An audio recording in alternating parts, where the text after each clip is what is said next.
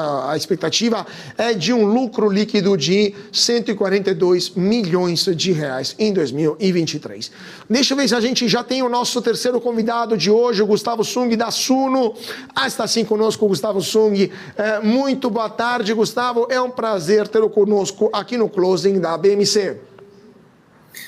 Boa noite, boa tarde, né, Carlos? Obrigado pelo convite. Espero contribuir para a discussão, que em breve teremos aí a decisão do Copom. Pois é, Gustavo, a gente estava aqui conversando sobre o Copom, mas eu queria saber a tua opinião sobre o que está por vir, o que esperar daqui a poucos minutos, né? Temos mais uma horinha até a divulgação do resultado do Copom, então queria saber o que vocês da Suno estão aguardando para os juros nesta reunião do Copom e como o mercado vai reagir a esta decisão. Bom, a perspectiva nossa para a reunião daqui a poucas horas, com o comunicado, é de manutenção da taxa em 13,75. O grande diferencial que pode vir de novo é em relação ao comunicado. E diante de a gente observar de uma inflação de maio que veio melhor do que esperado, uma composição de preço de serviços, média dos núcleos, índice de difusão, aí, de novo, melhor do que o mercado previa. A gente observa o Boletim Focus, que as expectativas de inflação também melhoraram nas últimas 2 semanas, mercado de crédito desacelerando. Então, a gente vê aqui na Suno que os tijolos desta casa estão começando a ser montados. O problema é que se a gente colocar um teto nesta casa de forma acelerada ou precipitada, ela pode cair. Então, essa analogia traduz como a gente espera que haja manutenção e que se os dados, os tijolos, continuarem a serem montados de forma correta até agosto, a nossa previsão é que a gente tenha um corte marginal de 25 bases, 0,25 pontos percentuais, daqui, vamos dizer, a 2 meses. Não nesta, então na próxima reunião, a gente enxerga aí cortes marginais. Hoje, vamos ouvir o comunicado. Acho que pode trazer pistas importantes de como o Banco Central está enxergando os próximos passos.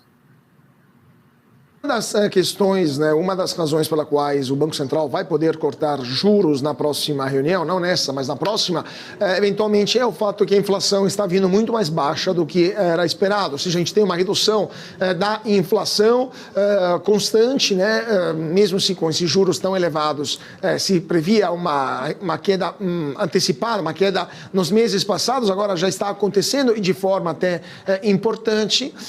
Você acha que a inflação vai continuar se comportando dessa forma até o final do ano ou, considerando as políticas fiscais expansionistas do governo atual, a gente pode aguardar uma alta inflacionária e, eventualmente, uma mudança do rumo do Copom? Ao meu ver, a gente tem que tomar um pouco de cuidado, porque quando a gente observar a inflação a partir de julho, ela vai começar a subir, mas não é muito por conta de algum efeito extraordinário, mas é que quando a gente faz o cálculo da inflação dos últimos 12 meses, a gente vai começar a expurgar os efeitos que a gente teve do ano passado das deflações, se eu não me engano, foi em julho, agosto e setembro, devido aí à redução das alíquotas de imposto sobre combustíveis e energia. Então, quando a gente expurgar esses meses de deflação, e aí para o restante do ano, a inflação tende a voltar a subir. Agora está em 3,94%, depois deve fechar o ano mais perto de 5%, ao meu ver, 5,4%.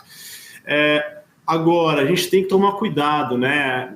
Existe aí um impulso de via consumo, por exemplo, Bolsa Família, reajuste do salário mínimo, o programa Desenrola, que pode existir pela frente, pode sim exercer uma leve pressão, mas que não deve trazer grandes preocupações para o Banco Central.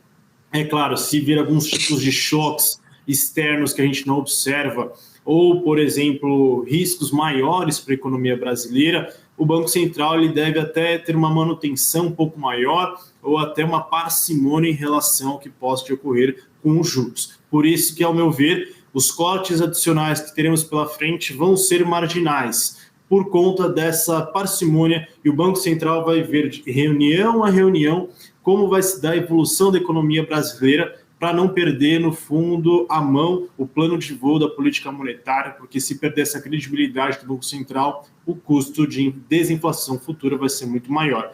Então, ao meu ver, existem alguns riscos pela frente que deverão ser observados, mas os juros e a inflação podem ter uma dinâmica um pouquinho diferente se tudo ocorrer bem para os próximos meses. Perfeito. Então, vamos ver o que vai acontecer. Isa Takaki. Quais são as empresas que podem render bem nesse cenário? Bom, eu não sou analista de ações, então eu olho mais um pouquinho dos setores em si. Eu acho que a gente pode ter alguns gatilhos importantes na Bolsa quando a gente olha em relação às expectativas. Então, só o início do ciclo de corte de juros pode trazer alguns gatilhos importantes para a Bolsa. Mas, de qualquer forma, se eu olhar setores específicos em si, a gente tem que lembrar que a taxa de juros deve continuar em 2 dígitos, é um corte pequeno. Estamos aí falando de 13,50, depois até o final do ano, nossa perspectiva é de 12,50. Ela está elevada e setores que se beneficiam, por exemplo, do setor financeiro, seria algo aí que também já se vem se beneficiando e deve continuar, apesar desse corte menor. E aí a pergunta, a economia real em si vai já sofrer ou vai ser impactada positivamente com esse ciclo de corte de juros? Ao meu ver, ainda não. Vai demorar um pouco, porque a transmissão dessa política monetária demora alguns meses. Se falar que agora com esses juros um pouquinho menor vai começar a ter uma expansão do crédito, não é bem assim. Então a economia real deve ainda continuar sofrendo com esses juros em patamares bastante restritivos, mas para a Bolsa eu acho que alguns gatilhos de início de ciclo podem ser importantes aí para os próximos meses. Gustavo, você já antecipou alguns pontos, mas eu queria te perguntar sobre o arcabouço fiscal, sua visão sobre esse documento, né, essa nova quadro fiscal do Brasil, essa nova regra das contas públicas, e se você não acha que a gente está indo numa trajetória de elevação da dívida pública muito superior aos pares, né, aos outros países emergentes como o Brasil, e se isso não impõe também manter juros mais elevados para continuar atraindo investimentos estrangeiros para comprar, para rolar essa dívida pública? Bom, eu vou dividir a resposta em duas. Eu vou falar do arcabouço, sim, que não veio melhor do que a gente esperava. Vamos dizer, ao invés de perdermos de 7-1, perdemos de 2-1 até um pouco menos. Mas no ponto, tem seus pontos positivos, tem seus pontos negativos, mas de qualquer forma, o arcabouço fiscal nos deu um norte sobre como vai ser a dinâmica das contas públicas para os próximos anos. Claro, não foi melhor do que a gente esperava, mas reduziu as incertezas. Se a gente olhar o CDS e até o patamar do câmbio no atual momento, tem um pouco aí de redução do risco fiscal. A minha grande crítica, duas na verdade, que eu faço em relação ao arcabouço, na verdade toda a discussão fiscal, primeiro, é que a gente não discute gastos. O grande problema do Brasil não é em relação a receitas, e sim a qualidade dos gastos, que a gente não discutiu em nenhum momento como controlar. Segundo é a execução. A gente tem um plano, mas a execução diária do arcabouço será um grande desafio para cumprir as metas estipuladas de zerar o déficit no ano que vem, de ter superávit nos próximos. A execução disso, para mim, ainda é bastante desafiadora. E devido a essas incertezas em relação à trajetória da dívida, que realmente deve crescer nos próximos anos devido aos juros elevados que a gente tem, que o custo da dívida vai aumentar, a gente tem precatórios, tem um governo que tem um viés um pouco mais de política fiscal expansionista, então a gente deve ver sim a dívida pública crescendo nos próximos anos. O arcabouço ele reduz um pouco a pressão, mas de novo a execução é desafiadora e por isso a gente enxerga ainda ela crescendo pelo menos até 2025, 2026 e se tudo der certo se estabilizar pelo menos aí no patamar de 88% da dívida em relação ao PIB para depois voltar a cair. Pois é, e falando sempre de gringos no Brasil, né, investimento estrangeiro, o que vocês estão vendo para este ano? Porque também é muito importante, o Brasil se tornou, sempre foi, né, mas cada vez mais se tornou um dos destinos dos capitais internacionais. Ano passado foi o primeiro país de recepção de capitais vindo da China, por exemplo. O que vocês estão vendo para este ano, para os próximos anos, e se os estrangeiros ainda estão olhando para o Brasil como um destino atrativo para os investimentos? Quanto vocês estão prevendo, eventualmente, de investimento direto estrangeiro para o Brasil este ano? Bom, a gente ainda tem olhos ainda positivos devido ao melhor recente dos fundamentos econômicos primeiro, a gente tem uma menor incerteza em relação ao risco fiscal, olhar de novo o CDS, a gente vê uma entrada maior de estrangeiros recentes na Bolsa. Eu estava acompanhando também a entrevista anterior, que mostra que diversas empresas e a Bolsa brasileira está barata.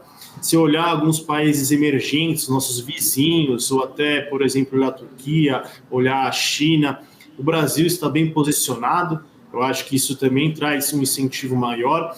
E também a gente não pode esquecer que o diferencial de juros, nosso juros real, é uma dos maiores do mundo. Isso ajuda a trazer também capital estrangeiro. Então, existe ainda uma percepção que o Brasil é um país atrativo para esse capital, dado, de novo, principalmente a redução recente das incertezas. Mas é claro, não é de forma constante. Acho que o Brasil passa por diversas crises recorrentes. Qualquer tipo de ruído, isso já pode fazer com que o apetite estrangeiro possa mudar, mas, de novo, olhando para os últimos momentos, juros real ainda elevado, perspectivas de um crescimento um pouquinho melhor, com uma inflação mais controlada, eu acho que isso tem trazido incentivo aí para o investidor estrangeiro entrar no Brasil. Vamos ver então o que vai acontecer, se de fato os estrangeiros vão continuar entrando no país. Isa Takaki, quer fazer uma última pergunta para o nosso convidado?